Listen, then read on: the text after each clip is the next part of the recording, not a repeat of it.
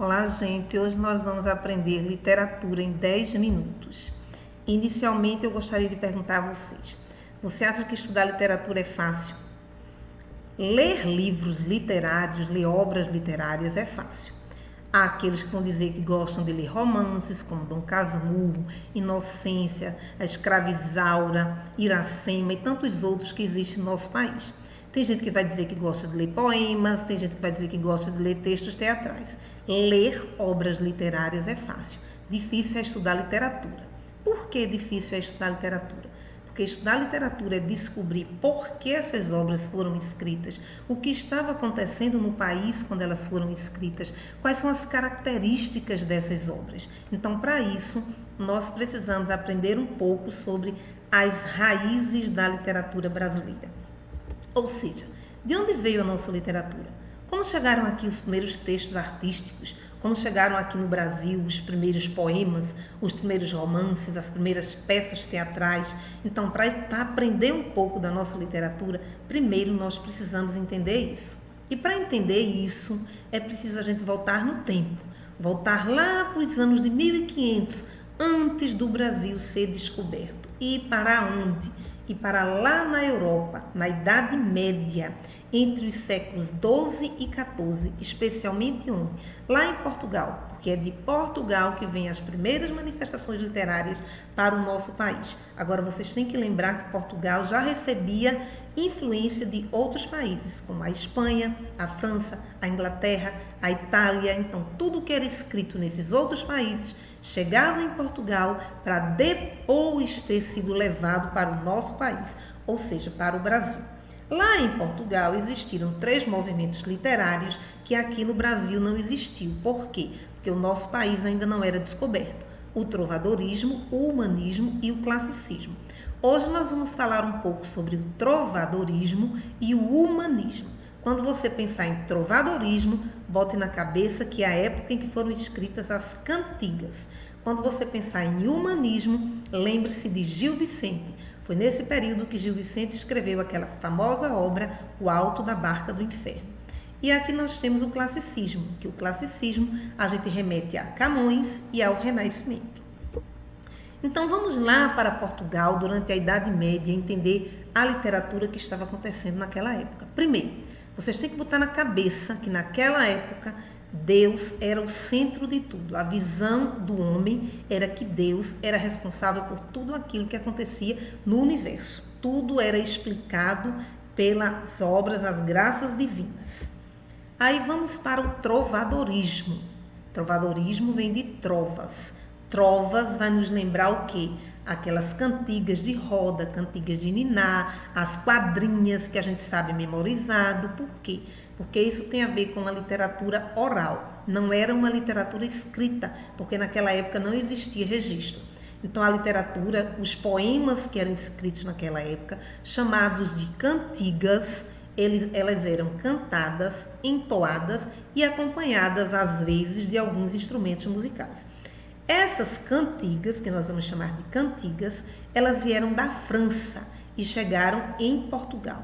E elas já traziam isso aqui, ó, rompimento com os temas religiosos, ou seja, aquele teocentrismo, Deus como centro de tudo, já começava a ser um pouco combatido, um pouco abolido, vamos dizer assim.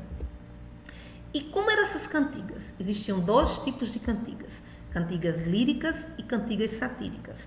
As cantigas líricas, elas falavam de amor. As cantigas que são chamadas de amor, era a voz de um homem para uma mulher. Já de amigo era o contrário, era a voz de uma mulher para um homem, que ela chamava de amigo, porque ela não podia chamar de amor. Isso não era permitido naquela época. Outra coisa, a voz aqui era como se fosse uma mulher, mas a mulher não cantava, era um homem que cantava.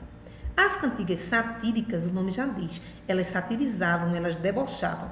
Existiam de 2 tipos, de escárnio e de maldizer. A de escárnio, tipo assim, debochava, criticava uma pessoa da sociedade, que podia ser um nobre ou um padre, mas não dizia o nome. Já a de maldizer, dizia o nome daquela pessoa, tá certo? Aí quem é que inventava essas cantigas? Quem inventava essas cantigas eram os trovadores. E quem era que cantava? Os jograis. Agora é claro que tinha trovadores que também cantavam, então ele era trovador e jogral ao mesmo tempo. Aqui nós temos uma partezinha da primeira cantiga, que foi escrita, né? A história diz que essa é a primeira cantiga, a cantiga da Ribeirinha. E eu só gostaria que vocês observassem o seguinte, que ela é escrita em uma língua diferente do português de hoje, é um português arcaico, era chamado de galego-português, e demonstra para a gente a variação histórica do nosso português. Isso aqui pode estar presente numa prova de Enem de vocês, por exemplo. Agora nós vamos para o humanismo. Vimos o trovadorismo, agora vamos para o humanismo. O nome já diz, olha, o humanismo está voltado para o homem na busca de si mesmo. E isso aconteceu quando? Entre os séculos XV e os séculos XVI e o século XVI. Quais são os marcos importantes do humanismo? Os marcos importantes do humanismo são esses dois personagens aqui, Fernão Lopes e Francisco de Sá. Por quê? Porque eles começam a escrever, eles começam a produzir de um jeito diferente. Fernão Lopes era um cronista mor. O que era que Fernão Lopes fazia? Fernão Lopes registrava todos os acontecimentos da corte portuguesa, só que ele começou a escrever isso de um jeito diferente. Ele começou a colocar o seu eu lá dentro, então ele começou a humanizar os textos que ele escrevia. E o que foi que Francisco de Sá fez? Francisco de Sá veio lá da Itália e veio trazendo ideias renascentistas, ideias de que o homem era importante. Então, isso começa em Portugal a mudar a visão teocêntrica de que Deus era o centro de tudo, e essa visão começa a ficar antropocêntrica, ou seja, que agora o homem é o centro de tudo. Esse antropo significa homem, então, homem no centro de tudo. Então, o homem começa a ganhar importância, vamos dizer assim, no contexto da humanidade. Os textos escritos eram de três tipos durante o humanismo. A poesia palaciana, que não era mais cantada, ela passou a ser recitada nos palácios. A crônica histórica, que era justamente os relatos que os cronistas faziam dos fatos que aconteciam no reino. E o teatro, que é o que mais nos interessa, que aqui vão entrar o quê? Os autos e as faças. Eram textos que procuravam moralizar, criticar os costumes da sociedade. Os autos têm um teor religioso. Geralmente ele usa religião para modificar o comportamento das pessoas. E o nosso destaque é a figura de Gil Vicente. Por quê? Porque foi Gil Vicente que começou a tirar o teatro que era proibido, que era produzido só dentro das igrejas, falando de santos, apresentando parábolas bíblicas. Ele leva o teatro para as ruas, certo? Então ele cria um teatro não religioso, que falava de outros temas que não fosse só a religião. Então o que é que Gil Vicente começa a fazer? Ele começa a fazer uma crítica pesada, uma crítica forte a quê? Aos costumes da sociedade portuguesa, como era que se comportavam as pessoas que faziam parte da sociedade. Ele era uma pessoa ligada à religião, ele era centrado de que Deus era o centro de tudo, mas mesmo assim ele já conseguiu enxergar os problemas que existiam na sociedade. Ele escreveu autos e escreveu faças. A obra principal dele, que nos interessa, é chamada de O Alto da Barca do Inferno. E o que é que fala o Alto da Barca do Inferno? O Alto da Barca do Inferno vai fazer justamente uma crítica aos desvios, vamos dizer assim, aos erros que eram cometidos, observados por ele, na sociedade do século XVI. Então, ele escreveu essa obra em verso, tá certo? É um texto teatral escrito em verso, em que ele critica a sociedade do século XVI, especialmente em Portugal. Ele se utiliza de personagens alegóricos. O que são esses personagens alegóricos? Ele usa os personagens representando os pecados humanos, representando a ganância, a cobiça, a traição, tá certo? Então, a injustiça. E ele se utiliza dessa barca para quê? Para fazer um julgamento. Então, na porta da barca, na entrada da barca, estão os personagens. O anjo, o diabo e o companheiro do diabo.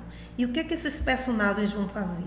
Eles vão fazer um julgamento, um juízo final sobre o comportamento das pessoas. Vejam o teor religioso que há aí dentro. Então, desfilam nessa barca, ou vão para a barca do inferno, ou vão para a barca do céu, esses personagens aqui. O fidalgo, que era uma pessoa arrogante, que se achava importante. O onzeneiro, que é um agiota, então ele era uma pessoa gananciosa. O parvo, que era uma criatura bem boa, bem boba. O frade e Florença, que é aqui onde entra a religião, eles tinham um relacionamento entre eles, então a gente vê que existia aí o sexo dentro da igreja. Aqui nós temos a alcoviteira, que além de alcoviteira, ela era vista como bruxa, ela fazia bruxaria, então ela tem 2 pecados, que é a questão de acoitar, vamos dizer assim, a safadeza sexual das pessoas e de fazer bruxaria. O judeu, que não seguia os costumes da religião católica, né, da religião cristã. O corregedor e o procurador, que eles faziam parte da justiça, mas faziam justiça para eles mesmos. O enforcado, que Deus vê como ele tirando a própria vida, ele não tinha esse direito de fazer isso. E os 4 cavaleiros que ajudaram Jesus em sua batalha. Então, eles têm uma visão positiva. Então, esses personagens vão desfilar, vão tentar entrar ou na barca do céu ou na barca do inferno.